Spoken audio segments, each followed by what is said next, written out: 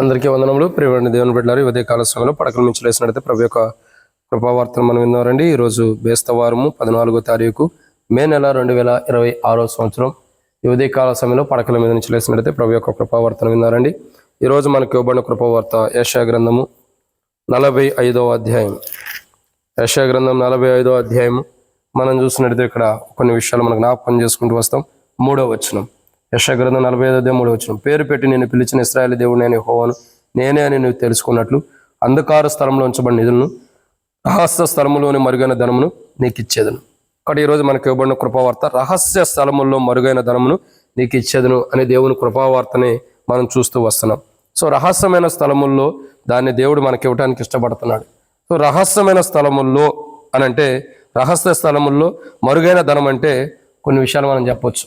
రహస్యమైన స్థలంలో మరుగైన ధనం అని అంటే అర్థం ఏంటంటే, రండి మొదటి మాట యెషయా గ్రంథం 45వ అధ్యాయం 3వ వచనం ప్రకారం రహస్య స్థలంలోనే మరుగైన ధనం నీకు ఇచ్చేదను అన్నాడు.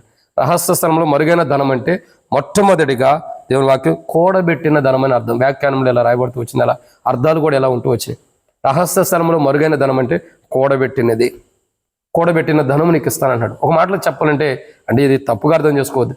దావీదురాజు యొక్క జీవితంలో దేవుని మందిరం కట్టించడానికి దేవుడు నువ్వు మందిరం కట్టించొద్దు అన్నప్పుడు అటు పిమ్మట దావీదురాజు ఏం చేశాడు, ఎంతో కూడబెడుతూ వచ్చాడు. ఎందుకు కూడబెట్టాడు అంటే దేవుని మందిరం కట్టించడానికి, అంటే అన్ని సమకూరుస్తూ వచ్చాడు. కాబట్టి ఇక్కడ దేవుని వాక్యాన్ని చూసినట్టయితే మొట్టమొదటిగా రహస్య స్థలంలో మరుగైన ధనం అంటే అది కూడబెట్టబడింది. అనేకమైన విషయాలు అనేకమైన ప్రాంతాల నుంచి కానీ అనేకమైన సందర్భాల్లో నుండి కానీ ఎక్కడి నుంచైనా దేవుడు మన కొరకు కూడబెట్టినటువంటి రహస్య ధనం, అది మన కొరకు కూడబెట్టిన రహస్యమైనటువంటి ధనమును దేవుడు మనకి ఇవ్వడానికి ఇష్టపడుతున్నాడు. అంటే ఆయన మన కొరకై కూడబెట్టిన ధనమును మనకి ఇవ్వడానికి ఇష్టపడుతున్నాడు. ఇది మొదటిది. రెండోదిగా రహస్యమైన స్థలంలో మరుగైన ధనం అంటే, రెండోదిగా చూసినట్లయితే రహస్య స్థలంలో మరుగైన ధనం అంటే ఒకటి అది కూడబెట్టినది. రెండోదిగా చూసినట్లయితే యెషయా గ్రంథం 45వ అధ్యాయం 3వ వచనం రాయబడుతూ వచ్చింది. రహస్య స్థలంలో మరుగైన ధనం అంటే రెండోదిగా బహిర్గతం కానిటువంటి ధనం.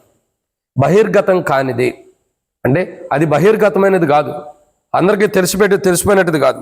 కానీ అది ఎలాంటిదంటే బహిర్గతం కానిది అంటే బయట ప్రజలకు తెలియనిది, బయట వారికి తెలియనటువంటిది, దేవుడే కావాలని దాచిపెట్టినది, దేవుల్లోనే ఉన్నది, కానీ బయట ఎవరికీ తెలియదు. అది అంటే ఎవరికి తెలియకోకుండా, ఎవరికి కనబడుకోకుండా దేవుడు దాచిపెట్టినటువంటి మరుగైన ధనం అది.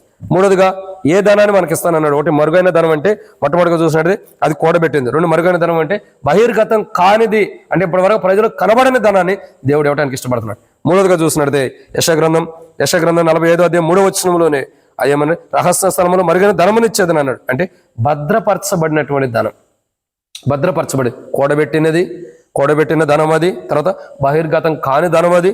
మూడోది చూసినట్టు భద్రపరచబడినది. భద్రపరిచినటువంటి ధనాన్ని దేవుడు మనకి ఇవ్వడానికి ఇష్టపడుతున్నాడు. ఆయన ఏదైతే భద్రపరుస్తూ వచ్చాడు, ఏదైతే ఆయన భద్రంగా దాస్తూ వచ్చాడు, ఆయన భద్రంగా చేసినది, ఆయన భద్రపరిచినటువంటి, ఆయన భద్రంగా ఉంచినటువంటి ధనమును మనకి ఇవ్వడానికి ఇష్టపడుతున్నాడు. ఎవరికి దగ్గరికి వెళ్ళకోకుండా, ఎవరు దాన్ని లాగేసుకోకుండా ఆయన భద్రంగా దాచిపెట్టాడు. ఆ ధనమును మనకి ఇవ్వడానికి ఇష్టపడుతున్నాడు. ఇక నాలుగోదిగా చూసినట్లయితే యెషయా గ్రంథం 45వ అధ్యాయం 3వ వచనంలోనే మరుగైన ధనమును నీకు ఇచ్చేదను, మరుగైన రహస్య స్థలంలో మరుగైన ధనము నీకు ఇచ్చేదని అంటే ఆ మాటకు అర్థం ఏంటంటే దాచిపెట్టినటువంటి ధనం. దాచిపెట్టింది. ఒకటి కూడబెట్టినది, రెండు బహిర్గతం కానిది, మూడు భద్రపరచబడింది, నాలుగు దాచిపెట్టినది. దాచిపెట్టింది. ఆయన దాచిపెట్టాడు. ఆయన దాచిపెట్టింది ఎవరికీ తెలియదు. ఎవరికీ తెలియదు.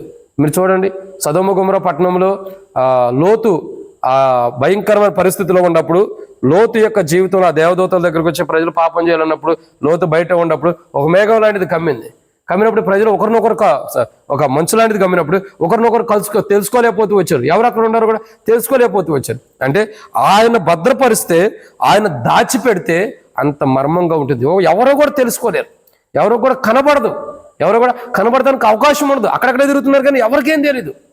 అంటే రహస్య స్థలంలో మరుగైన ధనం అంటే ఆయన భద్రపరిచినటువంటి ధనాన్ని మనకి ఇస్తున్నాడు. ఆయన ఏదైతే భద్రంగా దాచిపెట్టాడో ఆ పరలోకంలో మనకి నిత్యత్వంలో ఆ బహుమానంతో కూడిన ధనాన్ని నిత్యత్వంలో మనకి ఇవ్వడానికి ఇష్టపడుతున్నాడు. ఇది 4. ఐదోదిగా చూసినట్లయితే యెషయా గ్రంథం 45వ అధ్యాయం 3వ వచనంలో రహస్య స్థలంలో మరుగైన ధనమును నీకు ఇచ్చేదను అంటే రహస్య స్థలంలో మరుగైన ధనం అంటే బయట ప్రపంచానికి కనబడనది, బయట ప్రపంచానికి కనబడినటువంటి ధనాన్ని దేవుడు మన కొరకు సమకూర్చాడు. ఇట్టి ధనాన్ని దేవుడు మన కొరకు సమకూర్చి మనకి ఇవ్వడానికి కారణం ఏంటంటే యేసు ప్రభువారే. ఆయన కలువరిశిలో ప్రాణం పెట్టడం ద్వారా, ఆయన మరణ భూస్థాపన పునరుద్ధానం ద్వారా, ఆయన కలవరిశిల్లో ప్రాణం పెట్టి చనిపోయి తిరిగి లేటం ద్వారా మరుగైన రహస్య స్థలంలో మరుగైన ధనాన్ని దేవుడు మనకి ఇస్తున్నాడు. అది ఎలాంటిదంటే కూడబెట్టిన ధనం, బహిర్గతం కానిది, భద్రపరచబడిన ధనం, దాచిపెట్టిన ధనం, బయట ప్రపంచానికి తెలియదు. అది అసలు బయట ప్రపంచానికి కనబడినటువంటిది, బయట ప్రపంచానికి కనబడినటువంటిది రహస్య స్థలంలో మరుగైన ధనం అంటే బయట ప్రపంచానికి కనబడదు. పరలోకంలో దేవుడు మనకిచ్చే ఆ రహస్యమైన ధనము బయట ప్రపంచానికి తెలుసా? ఇప్పుడు భూమి మీద ఉన్న మానవుడికి తెలుసా? దేవుడు పరలోకంలో మనకు ఇవ్వబోతున్న రహస్య స్థలంలో ఉంచిన మరుగైన ధనం, ఆ రహస్యంగా పరలోకంలో మన కొరకు ఉంచిన ధనం ఈ ప్రపంచంలో ఎవరికైనా తెలుసా? ఎవరికి తెలియదు. అది పొందుకున్న వారికి మాత్రమే అని ప్రార్థన గ్రంథం రాయబడుతూ వచ్చింది. అది పొందుకున్న వారికే, అది ఎవరు పొందుకుంటూ వచ్చారో వారికే మనకు మరుగైన ధనాన్ని పరలోకంలో దేవుడు మన కొరకే సమకూర్చాడు. అది పరలోకంలో కూడబెట్టబడింది. అది పరలోకంలో బహిర్గతం కాకుండా, బయటకు ప్రజలు బహిర్గతం కాకుండా పరలోకంలో ఉన్నది. అది పరలోకంలో భద్రంగా ఉంది. అది పరలోకంలో దాచిపెట్టబడింది. అది పరలోకంలో తప్ప బయట ప్రజలకు ఎవరికి తెలియదు.